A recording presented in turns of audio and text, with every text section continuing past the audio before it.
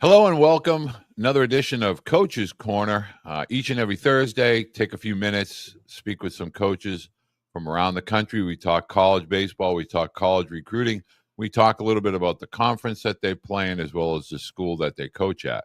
Want to make sure I tell parents right out of the gate everything that you need to know about all the upcoming changes within not only NCAA, but NAIA, JUCO, NJCAA. You can find that all in the Blue Book. You're looking for a camp, you go to the Blue Book. You want to add your profile because more and more coaches are going, very similar to Field Pass, they are going to the Blue Book now, and they're looking at videos and they're kind of connecting dots with regard to social media. So go to your Google or Apple Play, App Store, download the Blue Book, get yourself started with your profile today. Today we're going to be talking Big South Conference baseball. We're going to be talking to Charleston Southern assistant coach, formerly head coach at Barry University. We're going to be talking with Brett Young. Brett, coach, thank you so much for taking a few minutes during the season to join me today. Of course, Walter. Pleasure to be on with you again, man, and look forward to our conversation.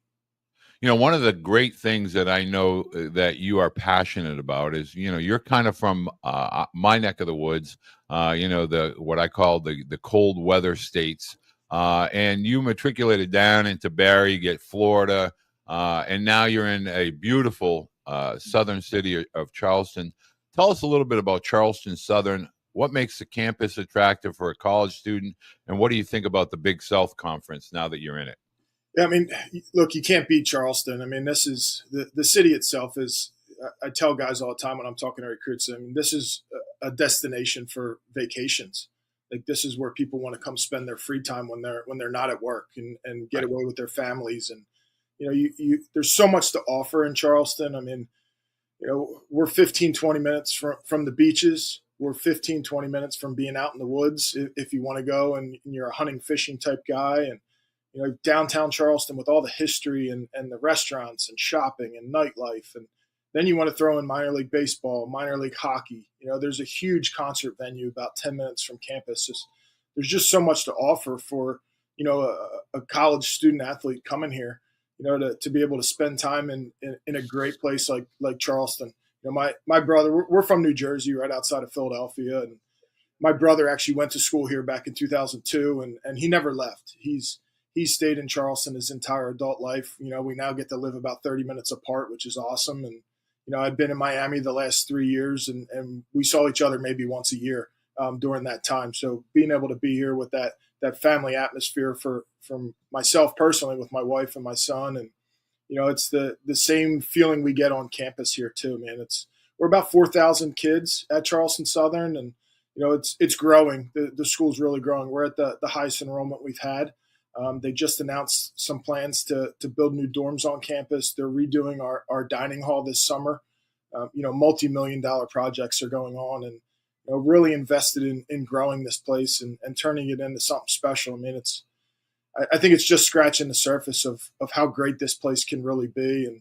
And, being a smaller school, like, you have people that really care here, which, you're a face and a name. You're not just a number of a student walking around. And, our academic advisors are unbelievable with our student athletes here. And, we're lucky enough to have it's called the Singleton Baseball Center right behind our first base dugout. And we have our locker room in there, our baseball only training room, and then our team room. And like all of our academic meetings for our guys, our senior academic advisor and the ladies that work under her, they actually come over to our facility and meet with our guys right here, at the baseball complex. We don't have to ping pong around campus to find different people. And they genuinely care. They want our guys to be in here and graduate on time, which is the number one goal, get guys out of here with their degree. But, anything these guys struggle with, like, they have multiple people in their corner that are help pushing them along the right path. One of the things that I always found you to be, not only at Barry, I know your time at Rowan, you're an excellent evaluator of talent, projectable talent. And in today's world, contrary to the whole portal, just grab guys and bring them in. Tell us a little bit about when you're out recruiting, and I know parents and athletes are always wondering, what are coaches, what's the separators? If you could just take a few minutes when you're out at an event or you're watching at a camp, what are some of the skill sets that you find attractive now for Charleston Southern with regard to someone that will fit within your program? Especially with the rosters at the Division I level going back to 35 next year. We're at 40 right now, so that's 5 guys that we have to make decisions on, plus what we're going to be bringing in. For us and myself, when I'm out, I want athletes. I want guys that can, generally recruit through the middle of the field. Catcher, pitcher, shortstop, center field, and try to get the best possible player we can. And then when we get them here, let them compete. The guy that wins the job is going to win the job, say at shortstop, and then we're able to take a shortstop quality player and slide them to second and third, and potentially even first. If we could have 4 shortstops in the infield, I mean, that's game changer stuff just from an athletic standpoint and comfortability on defense. So like when I'm out, like I'm looking for, let's talk offensively. Like I want to see some presence in the batter's box. Obviously a physically strong kid doesn't mean they have to be 6'5". Just it could be 5'10", 6 foot, but they got to have some presence to them in the batter's box, and looking for adjustability in the swing. Bat speed is key. I've seen guys 5'9" hit balls further than the 6'5" guy because of the bat speed and the strength that they have. Just being able to I don't want to say repeat their mechanics in the box, but they need to show that there's some adjustability in there, and being on time for us is a big thing I look for, man. Is the guy on time, for each pitch, and is he able to look like he's going to swing every time when he may know, yeah, I'm going to take here, but I'm going to, we call it a big league take. You're going to do everything but the swing to try to set up, the next pitch in your at bat. I'm sitting on a fastball and they throw me spin, I'm going to look like I'm swinging at it, just to give the illusion to the other pitching coach.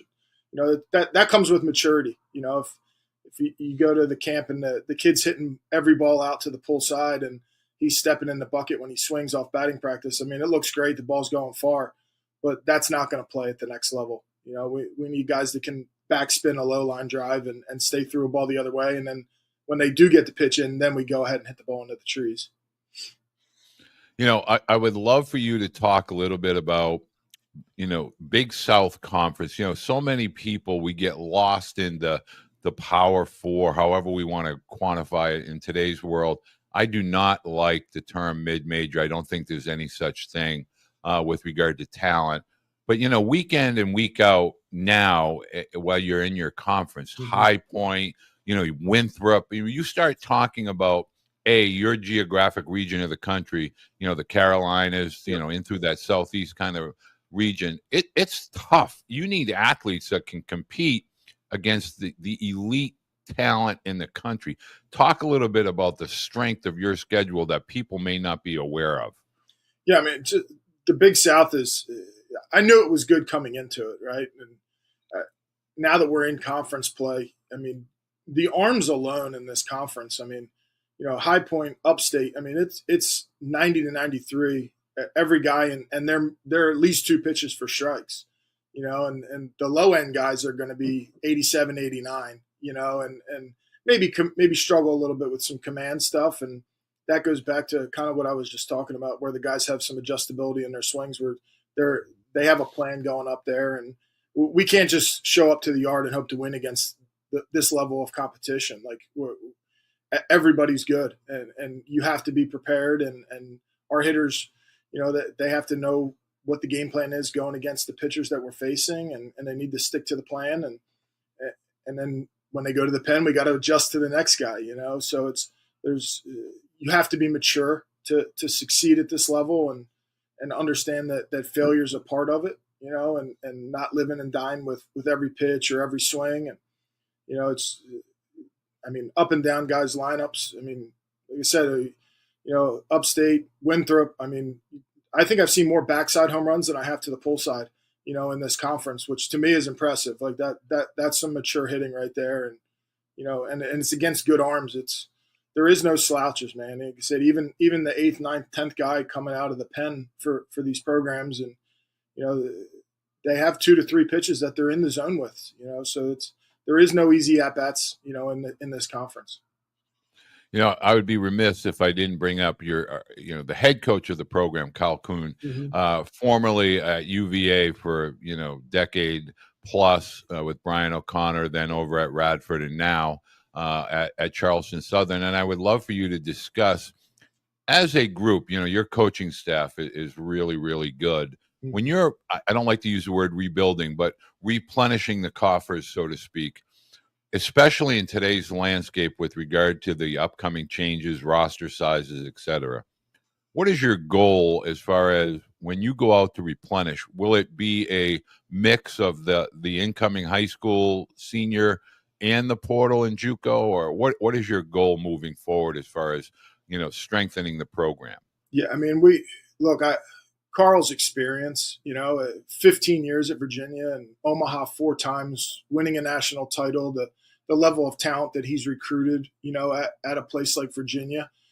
It's taught me so much the way he goes about recruiting and how we do things here as a staff. And, we do our homework, man. We call them Bible sheets, and there's just so much information on these guys that we want to know and put together, because we need to make sure we get the right guy. It can't just be the talent factor, with especially going back to 35. We have to have good kids too, man, because Coach talks about all the time that, the apple rots from the inside out, and if we have a couple malcontents, on that 35 roster, it eats away at what we're trying to do, from the inside out. And we can't have that, and we really talk standards here. We don't talk culture. The roster is going to change every year. So the culture will kind of be a little bit different based on personalities and who's on our roster. But our standards as a program will not waver. We call them, they're non-negotiables. There's things that the guys have to do, and the way we want them to play is non-negotiable. And really it comes down to the way we go about practice, and we practice hard, and we need guys that are going to understand that you're going to come in here and work your tail off. This is not going to be, feel good BP and take some fungos and then we'll see you later. So when we're out recruiting, man, it's been a mix, when I got here last July, it was, we need to grab some junior college guys to finish out the roster, and then this year it's going to be a mix of the high school guys. We have 6 or 7 of them coming in. And then right now our focus to finish up is going to be junior college. And then when the portal gets here, we'll see what happens out of the portal, come May, June, and probably into July, believe it or not. It's really tough. And we talked about this when I was at Barry. It's still really tough for the high school freshmen to get on the college freshmen to get on the field. You're still dealing with older guys, and this conference is older. I look at the rosters when we're playing these guys. It's junior, senior, it's grad. There's very few freshmen that are in the lineup consistently, and it comes down to experience. And you have a junior college kid coming in with 250, 300 at bats under his belt in 2 years versus the 18-year-old that's coming off seeing high school pitching. It's tough for that kid to break into the lineup. And same on the pitching side. It's a lot of times in high school you can get away with just throwing a heater by guys. Now we get to college and we have to execute pitches, and we have to throw balls on purpose, to set up the next pitch. And there's a learning curve with that, and it's been more guys to play right away, or the junior college guy or the portal guy. We've had some success with the D2, D3 guy coming over, this year, especially on the mound for us. Some really good bullpen arms, came from the portal of the lower, you want to call it lower. I mean, these kids are really talented. We have a Division III kid, 91, 93, with a wipeout slider that's out of our pen. I mean, the kid's really good. And I want you to stay there with that, because I don't think enough families understand this dynamic. So when we think portal, we think Division I, we think lateral. Yep.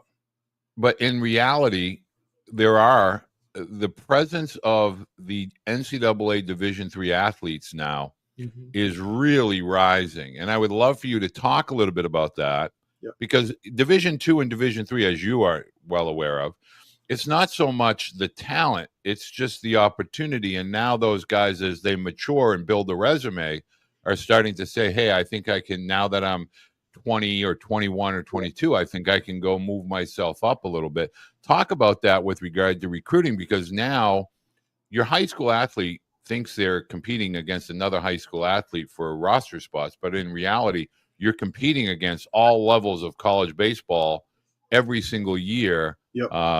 And that's how you're going out and watching guys, is the summer collegiate leagues. Yeah. Yeah. I mean, it's, when I was at Barry, that was kind of the way we recruited at Barry, was we wanted to get the really good high school kid, hey, we're down in Miami, right? So this kid could go to an FAU, a Miami, an FIU, a UCF, and he's probably going to redshirt as a freshman, right?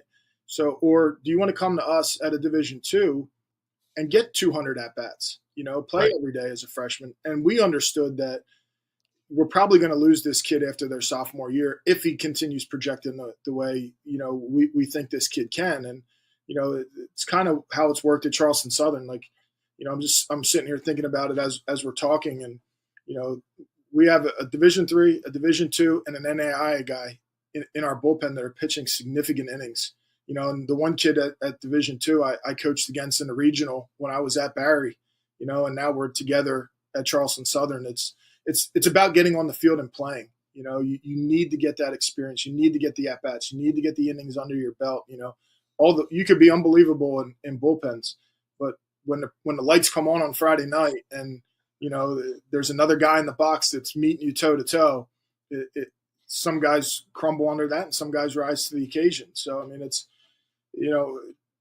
looking at Barry, like my second year there, the kid that was the freshman of the year is now the starting shortstop at Miami, and he was a Cape League All-Star last year. And another kid that was our starting second baseman, all conference guys at Coastal Carolina. Like, there's a ton of talent at those Division II, Division III levels, that get to be 19, 20, 21 years old. And then all of a sudden they're studs at the top upper echelon of college baseball.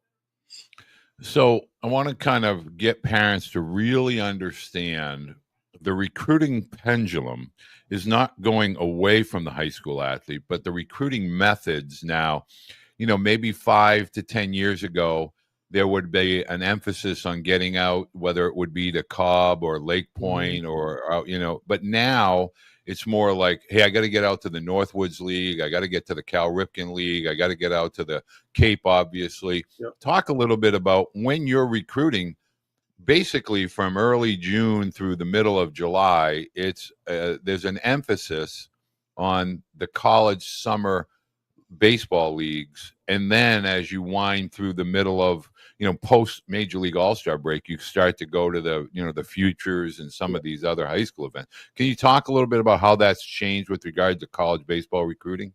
Yeah, I mean, the summer leagues now with the portal, like, who's in the portal and who's available. And look, we have relationships between, especially with Coach Kuhn, his experience coming from Virginia and the guys he knows that are coaching or GMs of these different summer league teams. Like, hey, so-and-so's here, he's playing well, you should probably get eyes on him.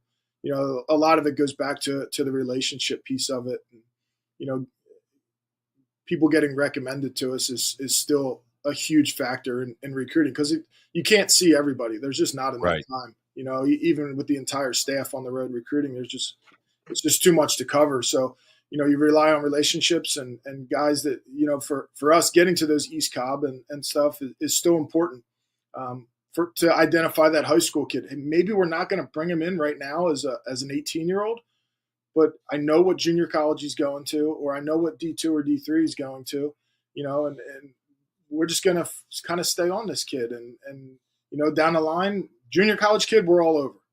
We're going to continue to really follow you. Once the kid goes D2 or D3, we'll back off. If he happens to reach out down the line, that's fine. That's a different story. But, the junior college kid, I'm going to follow you at 19 and 20. And I already have a relationship with you because I saw you when you were 17 and 18 and we've talked. And, it's that much easier to recruit you coming out of junior college because you kind of know what you're getting with myself. I know you as a person, and now I have a couple years of college baseball, to evaluate you on too, besides what you did in the high school ranks.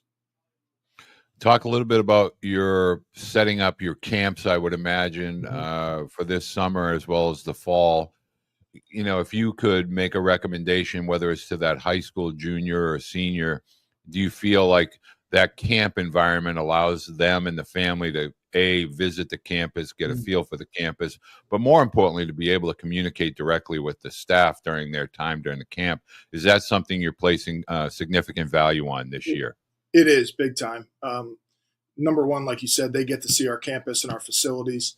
And then number two, they get to interact with us. We get to interact with them. Like I talked about it earlier. We need the right guy here too. They have to gel with us.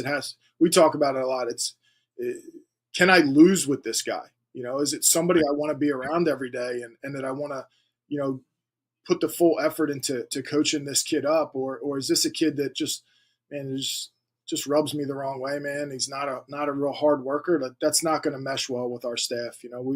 We want the blue collar kid that wants to come in here and work his tail off and hold himself to our standards, and we're very clear with how we want things done. And, it's just being a good person is what it comes down to, man. We're going to do the right thing on and off the field. And, being at the camps, we really get to see how the kids act, especially if they're here for a weekend and, we have a 2-day camp going on. We get to see how they're interacting with the other kids, how they talk with us. Are they mature kids? Do they look you in the eye? Do they have a firm handshake?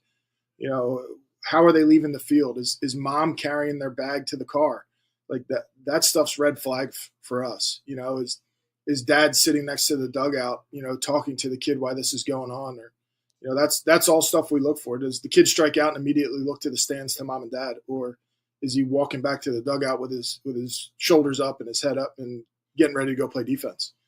That's all stuff we can evaluate during camp too.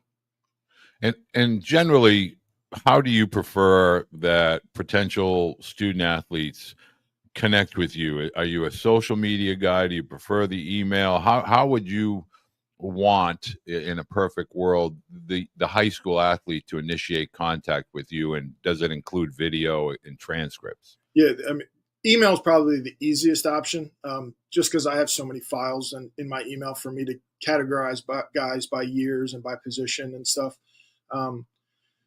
Definitely video in there, and the transcripts is huge. If you can send the transcripts right away, that just makes it easier on us because we're going to ask you for them anyway.